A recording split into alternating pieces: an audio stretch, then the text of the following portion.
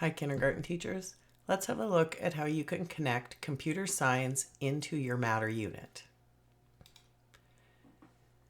So the overall organizing idea for computer science talks about computational thinking, design thinking, and creativity. And naturally, computational thinking can be applied to lots of areas, including your Matter unit. So if we have a look at the skills and procedures in the Matter space, and just look at the first one where we're talking about describing the properties of various objects, that connects nicely into decomposition. When we're talking about various attributes of something, we are breaking that something down into its specific parts.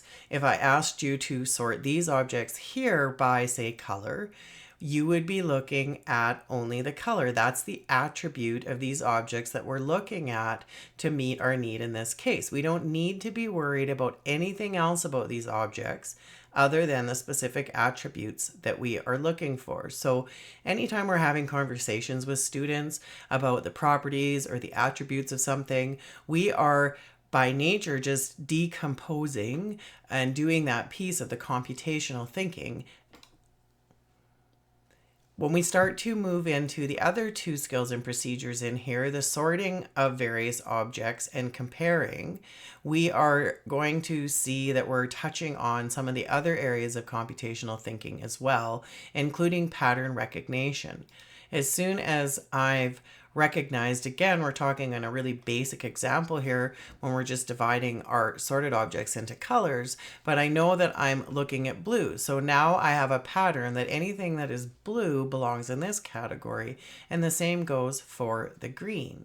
So whether we're sorting by colors or some other attribute like soft and hard or alive and not alive, we are talking about those attributes. And once we've defined how we're sorting, whether we've given that sort to the students specifically or we've just asked them to sort the objects themselves, as soon as they've defined how they're being sorted, they have looked at that pattern of what is the same in all of these objects. And then we could take it to another level by asking them, once we've sorted it in one way, push one of these groups off to the side and now find another way to sort what is left. And now we're looking even deeper. We're decomposing the items within this particular group. And then we're also looking for similarities and differences between these items here. So we're looking for those patterns. So we can be covering that sorting of objects by properties and also covering this computational thinking that comes from the computer science curriculum at the same time. When we're sorting, we're starting to see a little bit of what we would think of as pattern abstraction too. But if we take it to the next level, and whether we're at this level, we're now, this has been sorted out into things that are alive and things that are not alive. So we've got green things sorted out into two categories. And I could ask the students now to find or think of two more things that would go into each of these categories. And so now we're taking those attributes that we've defined for these groups and we are applying them somewhere else. We're abstracting them out and looking for some other things that are going to join this group. So again, that's a key component of computational thinking. And just by having these conversations within your Matter discussions, you can also be touching on and encouraging and developing those computational thinking skills along the way as well.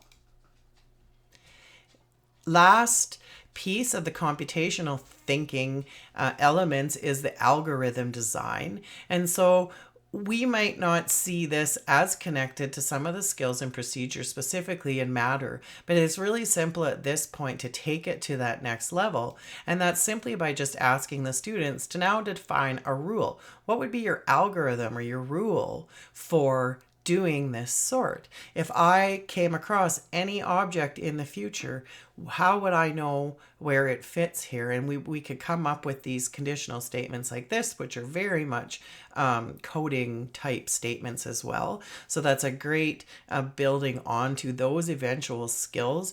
While your computer science curriculum doesn't talk about coding, In particular, computational thinking and coding certainly go hand in hand, and building those skills early on is definitely going to help even your little kindergarten students out. So in this case, we come up with that rule. If it is green and it is alive, it goes over here. If it is green and it is not alive, and it goes over here. And then we might discuss, well, what if it's red? Well, else it goes in another pile. It's not a part of our sort. So just a really quick way that you can see how you can connect that computational thinking into something that you're doing in Matter and covering those topics under that organizing idea. And then you're also covering these under the computational thinking and the computer science organizing idea, and that the students are definitely following a sequence of 2 steps. So there where we created that object, look at it, it's green, and it's this. We're doing 2 steps, and then being able to communicate that, writing those rules would bring that back as well. Also, having them just describe any of the processes that they took, or the instructions that they followed, and bringing them back to you on that activity would be a way to reinforce these skills and procedures from the computer science as well.